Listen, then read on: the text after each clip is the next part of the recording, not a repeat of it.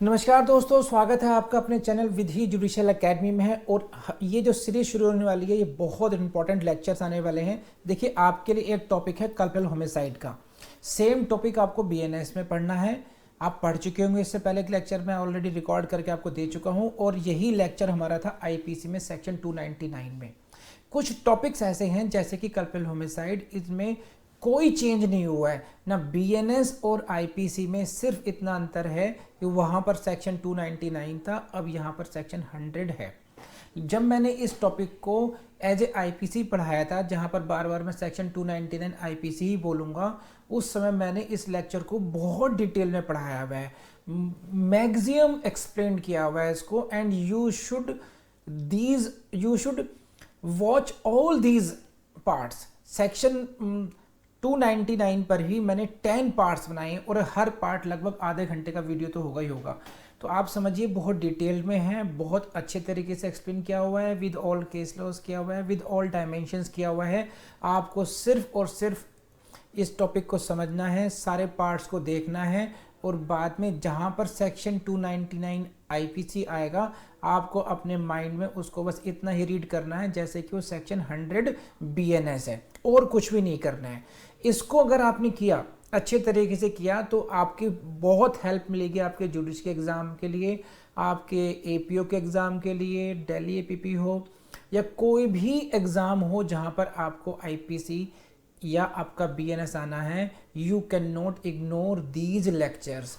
तो please start this lecture now. Part 1 से start करते हैं, और आप एक के बाद एक पार्ट को देखेंगे सभी को। ऐसा मत सोचिए कि बीएनएस में आपने पहले लेक्चर देख चुके हैं सेक्शन 100 का, तो हम क्यों देखेंगे। वहाँ पर भी पढ़ाया हुआ है, लेकिन मेरे माइंडसेट में हमेशा ये था कि पहले मैंने एक बहुत डिटेल्ड में पढ़ा रखा है, तो मैंने फिर उस वाले लेक्चर में उतने डिटेल में नहीं गया हूँ मैं। आपको इस लेक्चर को बहुत अच्छे तरीके से करना है। और कैसे करना है, आप वीडियो को रन कीजिए, फिर पॉज कीजिए, रन कीजिए, फिर पॉज कीजिए और नोट्स लिखिए। तो रन किया, समझा, पॉज किया, नोट्स बनाए, फिर रन किया। इस तरीके से आपने 10 के 10 पार्ट्स कल्पल होमिसाइड को समझने के लिए करने हैं। और अगर आप एडवोकेसी करते हैं तो आपके लिए बहुत इंपॉर्टेंट है ये समझना है। So let's start the part 1 of the culpable homicide. So let's start with the section 299 IPC, and please note down this section 299 and read with the section 300. These two sections are the most important section of your syllabus of the whole of the judicial services. 299 and 300 very important for your prelims, very important for your mains, and very important for your interview as well. Got it? Secondly, highly technical in nature. What I am saying, highly technical in nature. Third point, it is very important to read these two sections along with the cases. If you don't read the cases, if you don't understand the cases, you will be in problem in the exam. So please develop your understanding, develop your concept clarity through the case laws as well. Now, what kind of case laws? Traditional case laws should be used for developing the concept. जो already leading cases हैं, Chaturnath and this and that, बहुत सारे cases आप लोग पढ़ेंगे उसमें, then those cases should be use by you for the purpose of developing your concept clarity.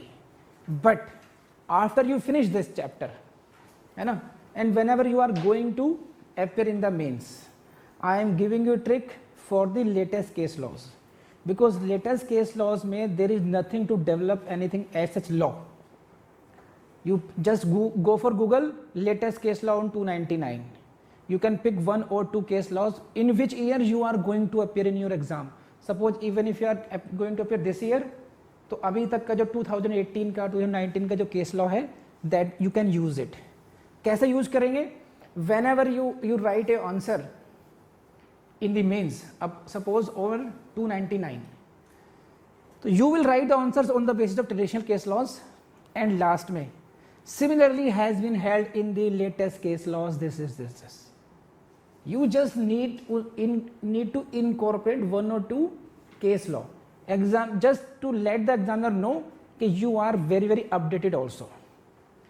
Case law का पूरा ढंग से समझाएंगे ट्रेडिशनल केस लॉ से which are being discussed here, जो which have been given in your these notes. But what is the value? That is the cosmetic use of the latest case laws. Whenever suppose you are going to appear in 2021, so just before exams, find out one or two case laws over that. Google कीजिए, live law पे जाइए, there are so many sites, आपको एक दो case law मिल जाएगा latest, जहाँ पे लिखा हो year 2019, 2020 like this. तो वो हुआ आपका cosmetic use उसका, कर लेंगे आप लोग. Now next, how to prepare these section 219 and 300. I am saying please verbatim आप लोगों को लैंग्वेज याद करनी है. What I am telling to you, verbatim use करना है इसको. 299 को verbatim यूज करना है, जब तक याद करते रहिए जब तक ये याद ना हो जाए. Even if it takes 30 minutes, 60 minutes, 2 hours, 3 hours, 4 hours, don't leave this section. These sections 299 and 300 unless these are on your tips 1 2 3 like this. It should be very flow, like table of 5 or 10, and it is possible. You have ample of time. Devote one day minimum to the section 299 and 300 just to cram it. I am using the word cram it. घोटा लगाने के लिए आम भाषा में जो बोलते हैं, बिल्कुल घोटा लगाना है आप लोगों ने. एक दिन लगातार यही करते रहिए, लिखते रहिए, करते रहिए, जब तक कि आपको लैंग्वेज में नहीं आता है. Why I am saying? Because you are going to fetch very good marks in your interview as well. Interview में when you use the very explicit language, एकदम बढ़िया सी लैंग्वेज लिखते हैं, क्लैरिटी के साथ जाते हैं, प्रिसाइसली बोलते हैं, तो examiner is very much impressed with you. If you are just saying that you are answering the question, लेकिन आप भटक रहे हैं, आधी अधूरी लैंग्वेज में यूज कर रहे हैं, अपनी भावनाओं को उससे कह रहे हैं मन में कि मेरी भावनाओं को समझो, लैंग्वेज नहीं आती, मेरी कॉन्सेप्ट आता है, तो वहां पर आपका इंटरव्यू में व्यक्तित्व परीक्षण होता है. That is your personality test and it reflects how precise you are. When you use the precise language, then examiner is also impressed. He will give you more marks than others. So 299 and 300 you cannot afford just understanding it. You will have to learn the language as well. कर लेंगे आप लोग, because these sections, as I said, are very technical. Every word is important here. Each and every phrase is important. You cannot afford to leave even a single word in 299 and 300. So today we are going to start section 299. So please, I hope you have note down it. सब लोग जो मैंने कहा है. See, whenever I speak like this, you will not find these things in your books. हो सकता है कोई केस लॉ और बाकी सारा लॉ, तो आप केस लॉ तो बुक से समझ लें, टेक्स्ट बुक से समझ लें, लेकिन जो बातें एक टीचर समझा रहा होता है कि कैसे तैयारी करनी है, कैसे इसको याद करना है, वो सारी बातें टेक्स्ट बुक में लिखी नहीं होंगी. कम से कम ये बातें आपको जरूर नोट डाउन कर लेनी चाहिए कि सर ने कैसे बोला है तैयार करने के लिए, है कि नहीं है. तो वर्बेटम याद करना है, टेक्निकल है, केस लॉज में कैसे करना है हम लोगों ने, तो ये सारे जो मैंने आपको ट्रिक्स दी हैं या गाइडेंस दी हैं, आप लोगों को इनको याद करना चाहिए इसमें. ठीक, चलिए स्टार्ट करते हैं section 299. Please go two heading itself and you will get the question from the heading itself. Number one question is in which section culpable homicide is defined. This is what section 299. This is the first question. Please write down P for prelims. Now please see this. What there are two words. How many words? There are two words. Number one is culpable and number second is homicide. There are two words, culpable and homicide. So first of all, please try to understand the word homicide. What do you mean by the homicide? Homicide is what? Homicide is the killing of a human being by a human being. समझिए आप? When a human being is killed by a human being, when the death of a human being is caused by a human being, it is called homicide.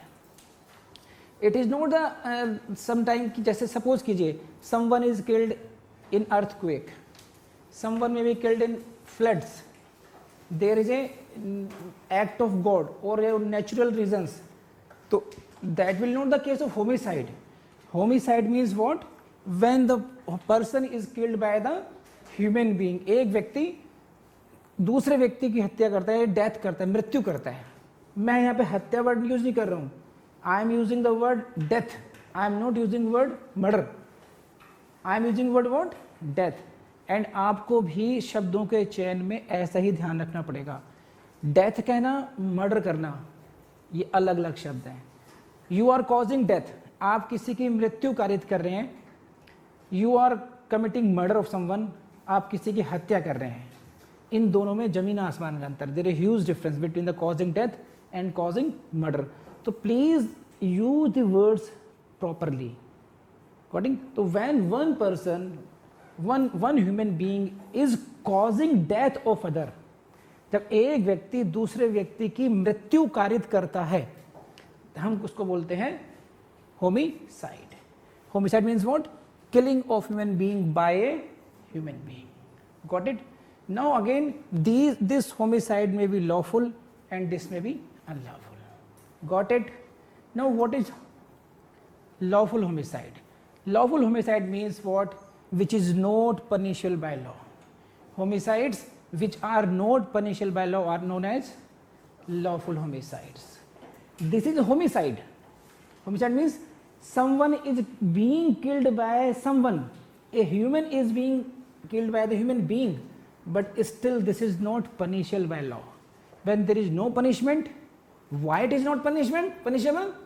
Because law is considering it is a lawful homicide.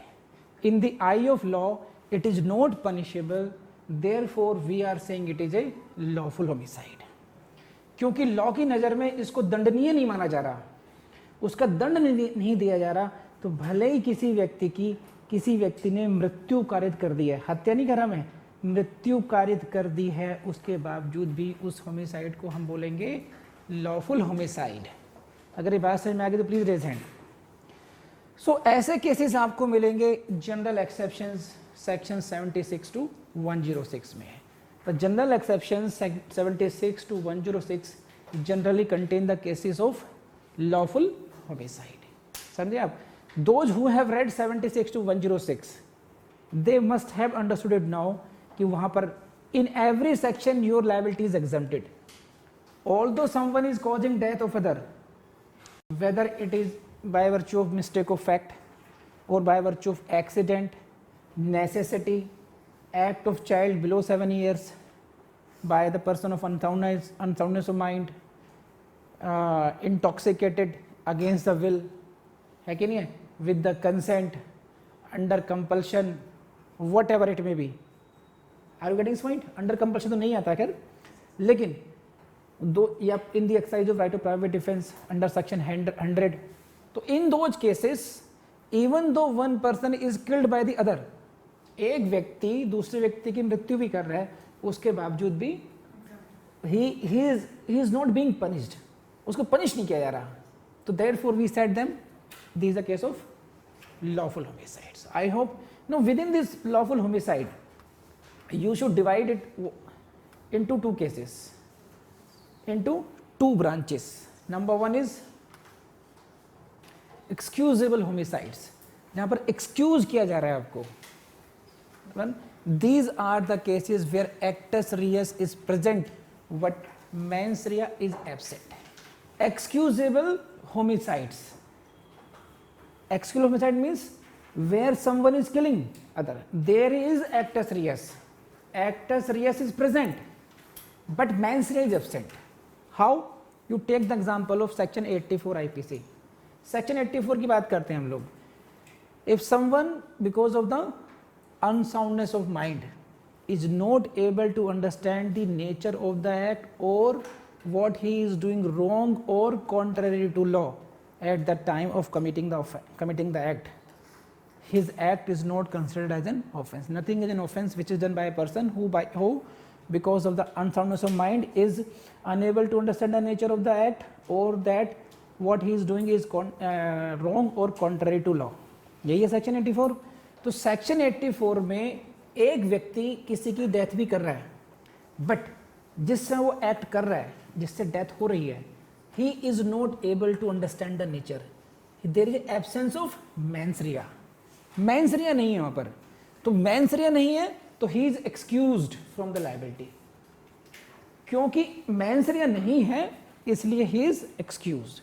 Same thing is with the child below 7 years, section 82, एक 7 साल से कम उम्र का बच्चा अगर कोई कार्य करता है, उससे कार्य से किसी की मृत्यु हो जाती है, तो उसको दंड नहीं दिया जाता.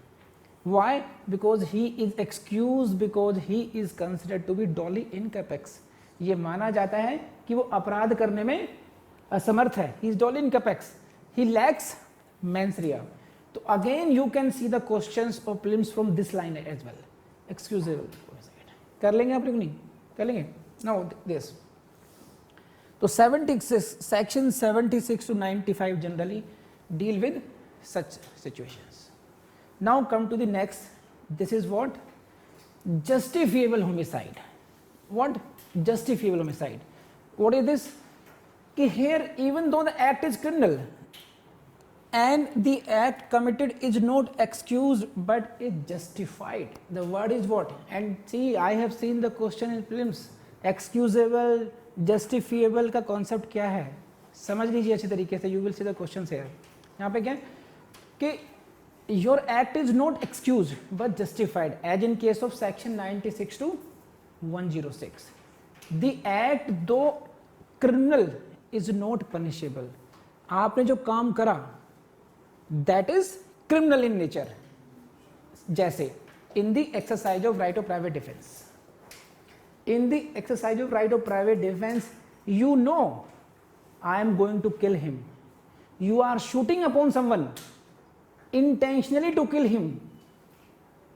There is actus reus and there is mens rea also. But because of certain circumstances which are covered in section 100, your act is justified. 75 से 95 का जो ब्रैकेट है वो 96 से लेकर जो 106 का है. इसका अंतर समझ पा रहे हैं आप लोग? 96 में क्या है कि आप जानते हैं, जैसे 7 ईयर से छोटा बच्चा है, वो नहीं जानता कि मैं जो मार रहा हूँ उसको, उसके अंदर वो इंटेंशन रखने की उसको मेंटल कैपेसिटी ही नहीं है. एक पागल व्यक्ति है, ही इज अनेबल, है ना, ही don't have that kind of mains रिया. उसके अंदर मेंटल कैपेसिटी है ही नहीं in the I of law.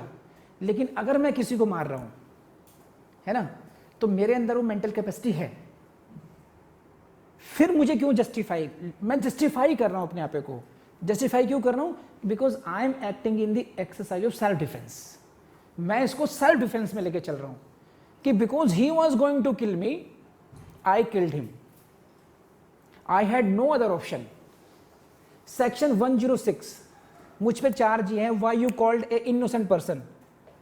So I will say I was situated in such a situation that I could not exercise my right of private defense unless I take the risk of the harm to the life of innocent person, and I exercised my right. So in case of 106, even you are excused for causing the death of some innocent person. जिन लोगों ने 106 पढ़ रखा है वो समझ गए होंगे, जिन्होंने नहीं पढ़ रखा है मैं रेफरेंस देता हूँ. सेक्शन 106 आईपीसी ये कहता है कि अगर आप कर कोई भीड़ आप पर हमला कर रही है, बिकॉज ऑफ दैट आपको राइट ऑफ प्राइवेट डिफेंस मिलता है.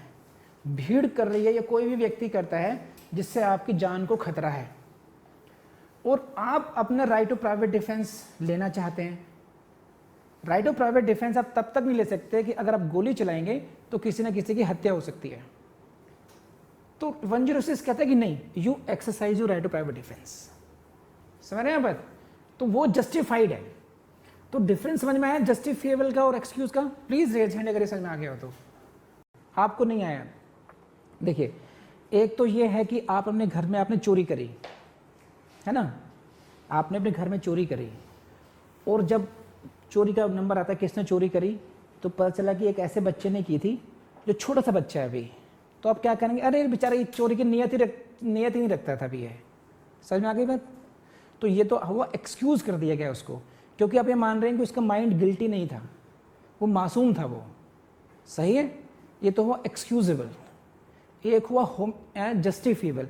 जस्टिफिएबल मतलब कि ये हुआ कि आपके भाई ने आपको 2 थप्पड़ लगाए, है ना, और आपने भी जम के रसीद करे 2 थप्पड़ रसीद कर दिए उसके. आपके पापा ने कहा कि तुमने थप्पड़ क्यों मारे? आपने क्योंकि इसने मुझे मारे थे. तो you are justifying yourself. मारने की नीयत से ही मारा आपने भी, लेकिन यहाँ पर आपने अपने सेल्फ डिफेंस में उसको सबक सिखाया, तो दिस इज जस्टिफिएबल। इसको ऐसे ही समझ में आता है घर घर की कहानी के हिसाब से, तो रिलेट करके समझना पड़ता है कई बार। तो I hope this is clear to everyone now. बढ़े आगे। So we are going to study what in this chapter. This is what, please see this, we have understood the meaning of homicide. Now this we are going to study what, culpable homicide, आपराधिक मानववध को पढ़ने वाले हम लोग। तो when homicide is can be said as culpable, are you getting this point? समझ रहे हैं हम लोग? So please move on now. Section 299 की जो बेयरक लैंग्वेज है, please see this and as I have said this is very technical nature and now you will understand this कि मैं क्यों कह रहा था ऐसा कि very technical nature. Whoever causes death by doing an act, this is the first line. जो कोई भी किसी कार्य के द्वारा किसी की मृत्यु कारित करता है, you see this slide, whoever causes death, जो कोई भी मृत्यु कारित करता है।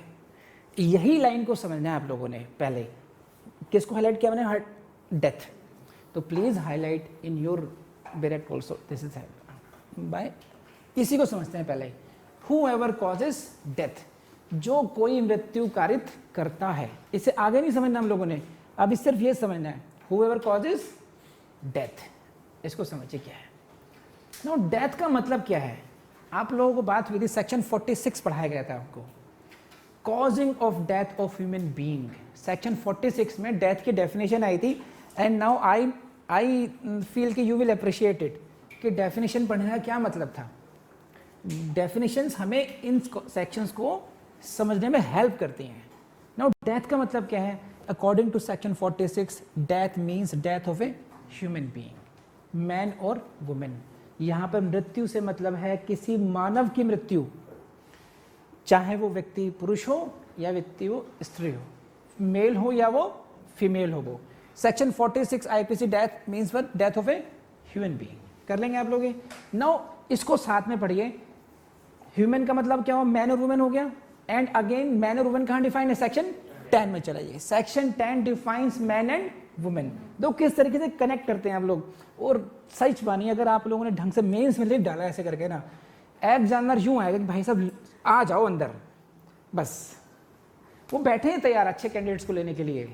वो एग्जाम इसलिए लेते हैं कि उनको जरूरत है जजेस की, आपको शो करना है बस कि मुझे आता है। देखिए सब्जेक्ट को आना और दूसरे व्यक्ति को ये बताना कि हाँ मुझे आता है, इसमें जमीन आसमान का अंतर है। जो इंटरव्यू में आपको एग्जामिन कर रहा है वो क्या चाहेगा आपसे कि अगर मेंस क्वालिफाई करके आप आ गए, it means you have knowledge.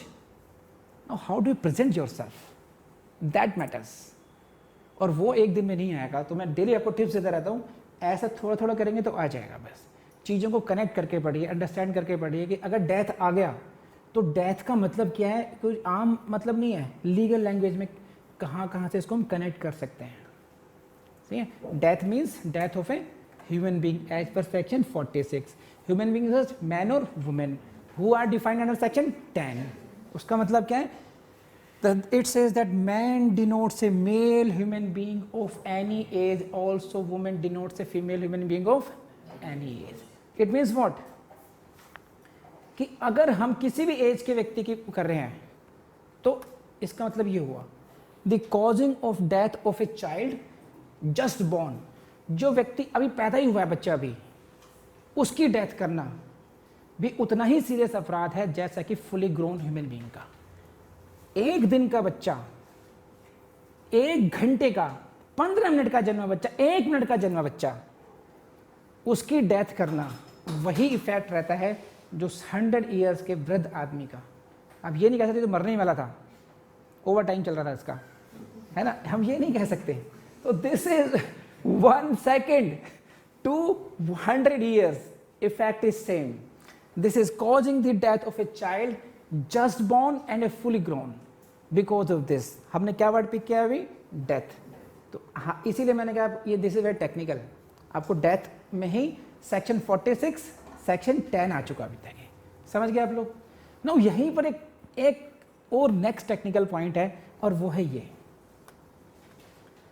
The life of a child while it remains within the womb is a part of the mother's life.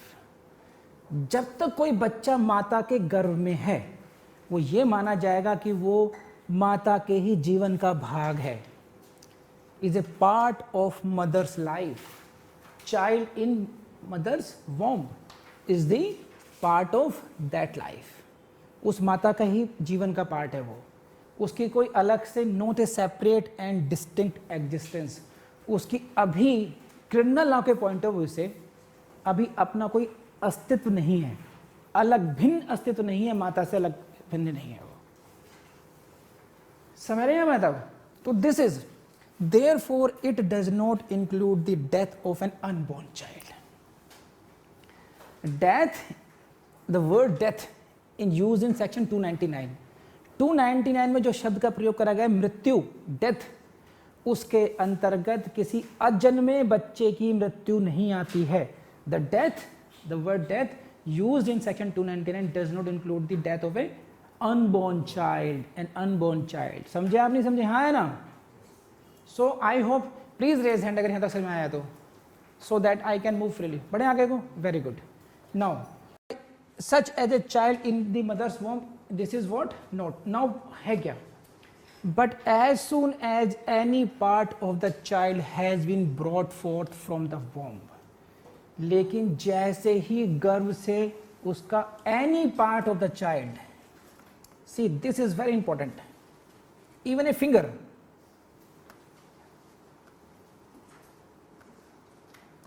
any part of the child has been brought forth from the womb. जैसे ही गर्भ से उस बच्चे का कुछ भी भाग बाहर आता है, the child is regarded as a living human being. तो एक लॉ के द्वारा एक टाइम फिक्स कर दिया गया है, एक अनसर्टेनिटी को खत्म कर दिया गया कि किस पॉइंट ऑफ टाइम पर हम इसको ह्यूमन बीइंग ट्रीट करेंगे.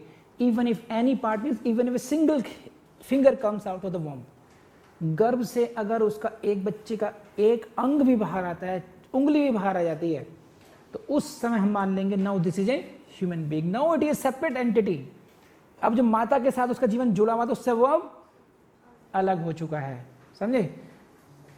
सो the child is regarded as a living human being and to cause whose death may be culpable homicide. अगर उस समय उसकी मृत्यु करी जाती है तो वह उसको that can amount to culpable homicide.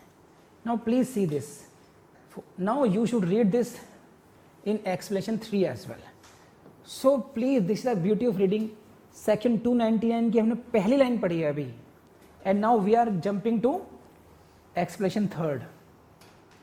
46 पढ़ा, section 10 पढ़ लिया. Now we are going to read explanation 3 of 299. See this. In view of explanation 3, it may amount to culpable homicide to cause death of a living child if any part of the child has been brought forth, though the child may not have breathed or been completely born. भले ही बच्चा, देखो explain 3rd में दोबारा पढ़ के सुनाता हूँ आप लोगों को. देखिए, the causing of death of a child in mother's womb is not homicide. Death, बच्चे की माता के गर्भ में बच्चे की मृत्यु कारित करना मानव वध नहीं कहलाएगा, होमिसाइड नहीं कहलाएगा. If you are causing death in the mother's womb, तो that child is not being treated as a human being, तो उस समय तक नहीं माना जाएगा वो. लेकिन but it may amount to culpable homicide, परंतु ये आपराधिक मानव वध हो सकता है. To cause the death of a living child, कब? If any part of that child has been brought forth, यदि उसका कोई भी भाग बाहर आ गया है, though the child may not have breathed or completely born, भले ही उस बच्चे ने भी सांस न ली हो, पूरी तरह जन्मा भी ना हो, तब भी उस पॉइंट पर डेथ करते हैं तो उसको कल्पेबल होमिसाइड माना जाएगा. अब इसको समझने के लिए मैं आपको वीडियो दिखाता हूं. एक फिल्म 3 Idiot.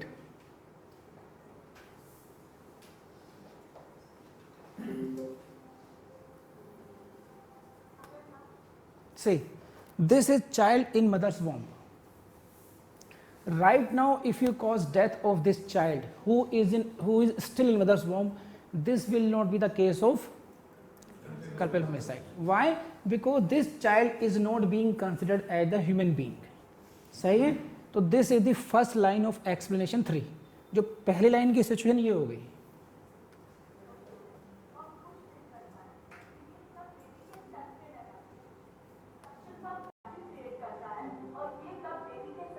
बस देखिए, अब ये थोड़ा सा ही पार्ट, मुश्किल से 1 इंच पार्ट बेबी का माता के गर्भ से बाहर आया है. Hardly 1 inch of the part of baby has come out of the womb.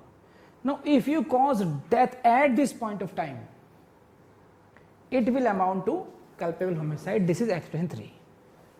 तो I hope you got it now. Please raise hand अगर समझ में आगे बात तो है. पढ़े आगे को. अब तो नहीं भूलोगे ऐसे. तो देखो कई बार फिल्मों का ज्ञान बड़ा काम करता है. Anyways, बढ़े आगे. So this is